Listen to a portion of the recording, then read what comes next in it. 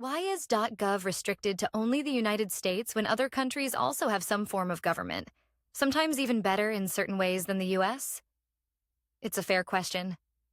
The reason .gov is restricted to the United States is mostly historical and administrative. When the domain name system, DNS, was being developed in the 1980s, the .gov top-level domain, TLD, was specifically designated for U.S. government entities by the General Services Administration, GSA, which still manages it today. Other countries typically use country code top-level domains, ccTLDs, for their government websites. For example, gov.uk, United Kingdom, gc.ca, Canada, gov.au, Australia, gouv.fr, France, gov.in, India.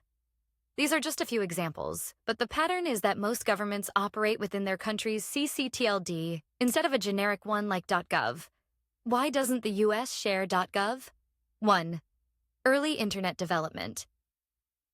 The US played a massive role in creating the modern Internet, and it essentially assigned itself .gov before the Internet was as global as it is today. 2. Sovereignty and security.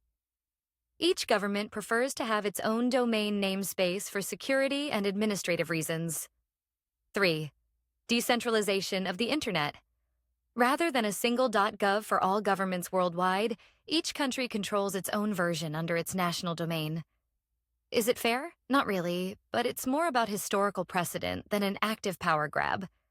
Some people argue that an international .gov could exist under something like .gov.int, but governments prefer autonomy over their web infrastructure. And yeah, considering how some governments function way better than the US in certain ways, healthcare, education, public transit, etc., it's kind of ironic that the US locked down .gov for itself. But here we are.